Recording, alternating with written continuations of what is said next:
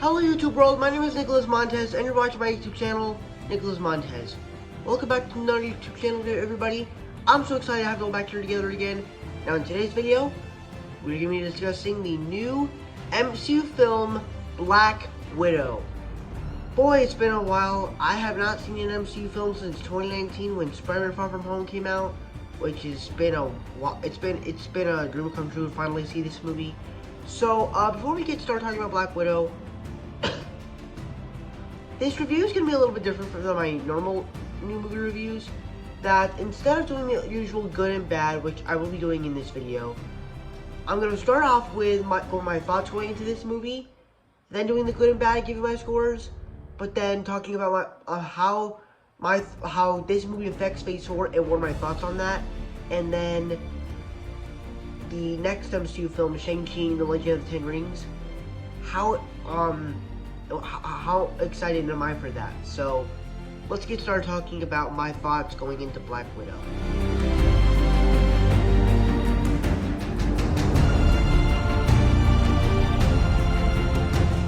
So, really the thing that I was going into this movie is that before the movie was, like, releasing trailers and stuff like that, really the thought that came to my mind for me was that it was just going to be one of the first rated R MCU movies, because that's what it feels like to me. It's rated R. Black Widow's story is, of course, very dark, but to me, technically, if you watch the movie, it's not that. I mean, it is dark enough that it's PG-13 and dark enough that it's dark enough for it to be PG-13. But it's almost close to being rated. It's close to being rated R. And then also, I was kind of excited to, see Black Widow's last film and kind of get an emotional character for her, and really just to see her once again, because she's just an awesome character, and really just kind of to see the origin story of Black Widow. So, those are really the things I was kind of excited for going into this movie. But now let's talk about the film and what were my thoughts on it. So let's talk about the good now.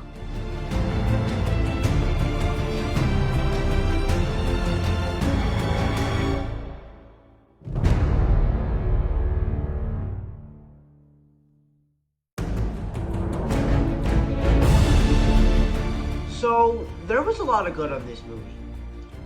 First things first, I thought that the action sequences were very good.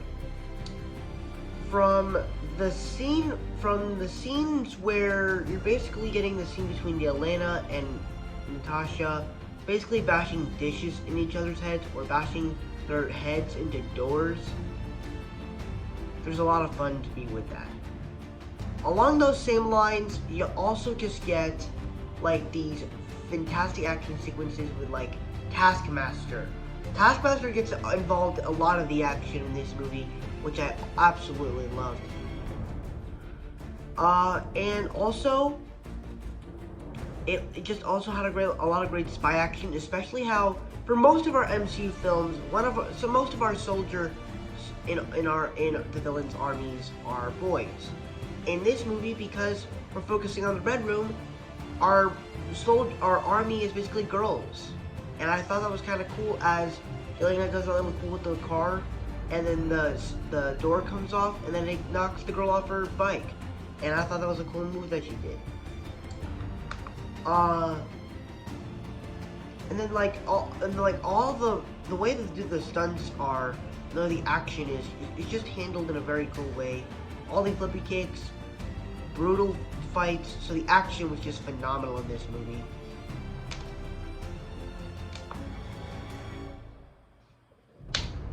Also, the characters with Yelena and David Harbour's character Alexei, just very fun characters. They are just very funny characters. David Harbour, of course, offers some very cool jokes, especially with Yelena.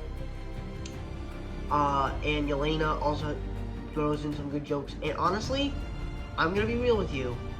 I think I might have a crush on her because I was looking at her in the movie and I was like, dang, she looks pretty. I mean, she wasn't that pretty in the trailers, but like, once I saw her, I just kept seeing her. Like the scene where Natasha takes off like her shirt and then you see like part of her bra. Like, I don't know, that was the scene that I kind of like, that made her pretty, and that like made me realize that she was pretty. And then also, it just kind of has this like cool family dynamic, and also Rachel Weisz was also pretty good, as she's kind of like the sneaky spy mom. I also really like that. But yeah, the whole family dynamic was actually pretty cool, especially how I just saw F9 in the theater. So yeah, the action was cool, the family dynamics were cool, some of the characters were pretty cool.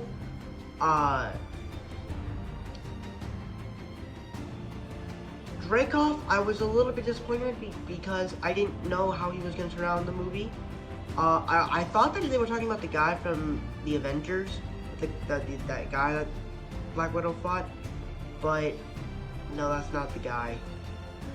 It was the actual guy that we saw in the trailers, going with Taskmaster and stuff. And I also liked how Taskmaster was copying the Avengers moves, as he had Captain America's shield, Hawkeye's arrows, Black Panther's claws, which to me was very cool, as he's basically known of the guy that is known to mimic all the Avengers' powers. So that's really all I gotta say on the good on this one. Now let's move on to the bad. Oh wait, one more thing, or actually no wait. The thing I'm gonna talk about is in the Phase 4 part. But now let's talk about the bad.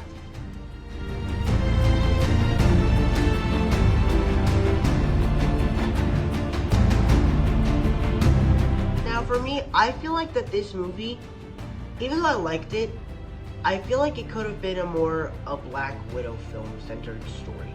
Now, obviously, it is sort of a film. It obviously is her origin story. It definitely focuses on parts of her life during this Civil War event. As we also get to see a different part of life, as we actually get to see the first time where we actually get to see a hero that is on the run from the government, from the Sokovia Accords. It's kind of cool the way they do that. I wish they explored that more a little bit. And then also the reveal of Taskmaster, I didn't really like. And it's the same thing with Ghost. Like Ghost, technically the way I knew Ghost in Ant-Man and the Wasp, I always knew her as a boy, because I remember seeing him in the Avengers Assemble show. And he was like fighting the Avengers and stuff. And the Ant-Man and the Wasp, she's a girl. And it's the same thing here with Taskmaster. It's a girl too. And I'm like, really? We're going down this route again? Because technically the person that is Taskmaster is Tony Masters. So, I don't know. I feel like they could have done something better with that. But maybe there could be two versions of Taskmaster. We'll see. I wish there were some parts with Red Guardian that we could have explored more. Like, I wanted to see like some flashbacks with Red Guardian, like not just, you know, the young de-aged version of David Harbour, but more like the him in action as Red Guardian, not just him as Fat Captain America. But that's really all I gotta say about the movie. Before I give my final score, be sure to tell me down below, what were your thoughts on Black Widow? Did you guys love it? Did you guys hate it? We're at it in between.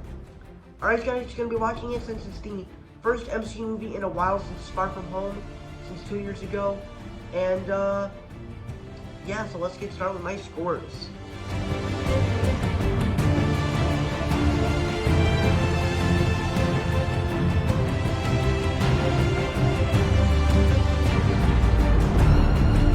Alright, so that's it for my Black Widow review. But we're not done yet. We have 2 more things to do before we end this video, and that's to see. Well, actually, we're gonna be talking about what are my thoughts on this movie, making the Phase 4 bigger. Like, what are my thoughts on that? And also, am I excited for Shang-Chi? So let's start talking about those 2 things.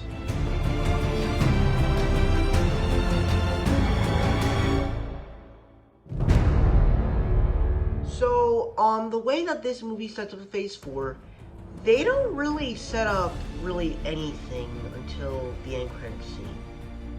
They probably do a little bit at the end when the whole family goes with the other unhypnotized widows, and then they go with so they go with the whole family, Red Guardian, Yelena go with the other widows. Natasha stays by herself to take down Thunderbolt Ross and the other guys.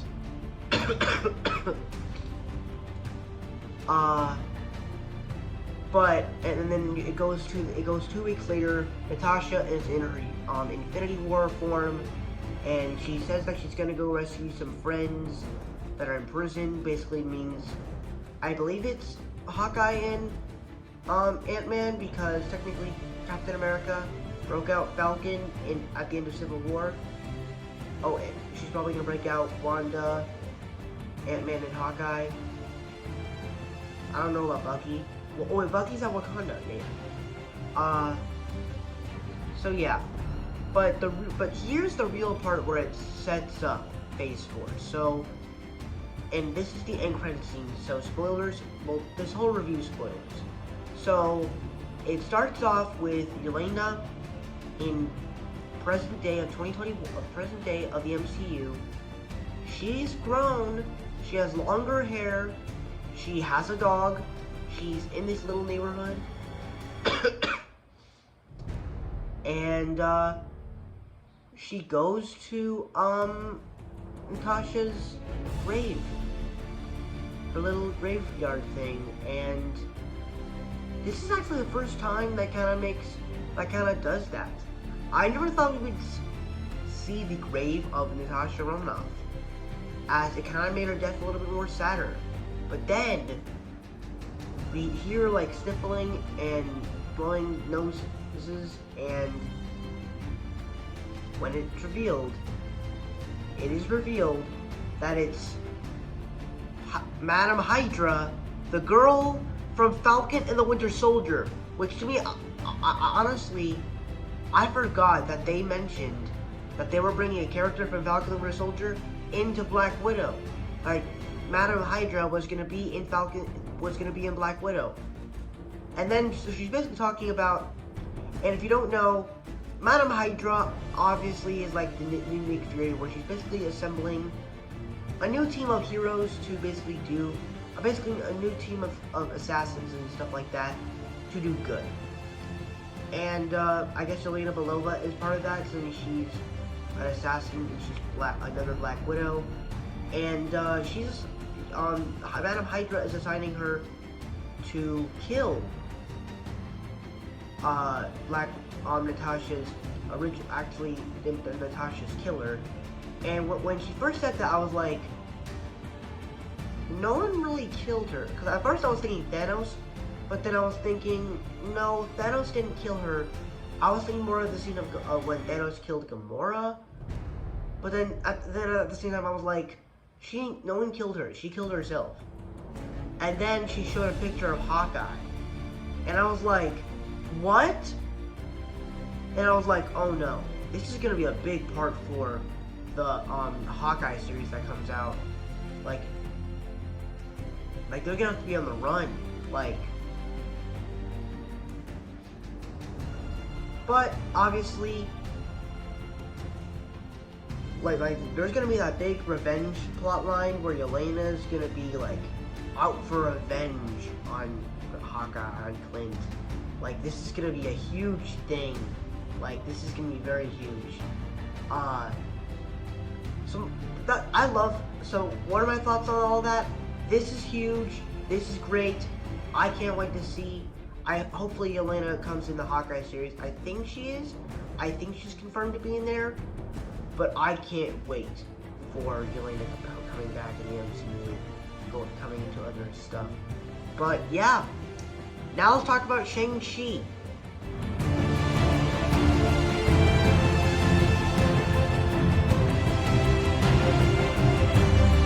So the question we have to answer now is that Black Widow is done, that I reviewed it, I gave you my scores, and I talked about how the future of the MCU is affecting me, my thoughts on it. Now let's talk about the future of the MCU. Am I excited for Shang-Chi and the Legend of the Ten Rings?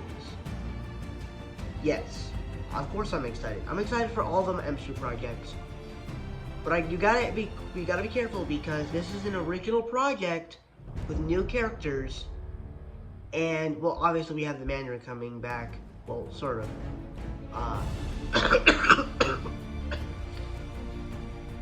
Sorry about that. Whew. But yeah, of course, I'm a huge fan of all about action sequences. Obviously, for some of the MCU projects, like Falcon Winter Soldier, Loki, what I was kind of hoping from them is that they were just going to be all-star action movies, all-star action stuff. That wasn't really what they were. Granted, they have amazing action in them, but that's not what they were. And I'm starting to think that this movie is going to be more, I think it's going to be a more character-based movie. And to be honest with you, I'm okay with that. I'm okay with it being a character-based movie about Shang-Chi, since it is the first movie of this. It is the first movie of his introduction.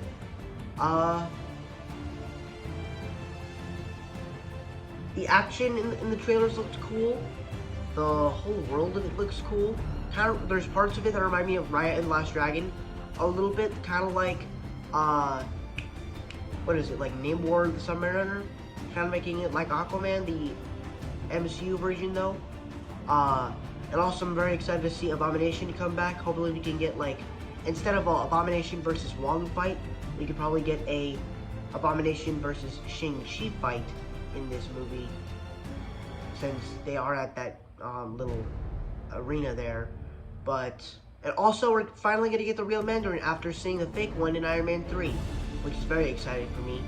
But overall, I'm excited for this movie, and I can't wait to see it in September 3rd. So that's my thoughts on Shang-Chi and the Legend of the Ten Rings. Well, not thoughts, but my overall thoughts going into the film. But if you want to know, I will be talking about it again when the movie comes out. But that's my thoughts on Shang-Chi and the Legend of the Ten Rings. That's my thoughts on Black Widow. Thank you guys so much for watching. I hope you enjoyed. Don't forget to like, comment, and subscribe. My Instagram is Marlo6, my TikTok name is Marlo1Fan. If you guys don't understand those names, head to my back section so you can find me on all social medias. I'm also on Letterboxd. It's the name Instagram, Marlo_6_, and I'll see you guys in the next video. Bye bye.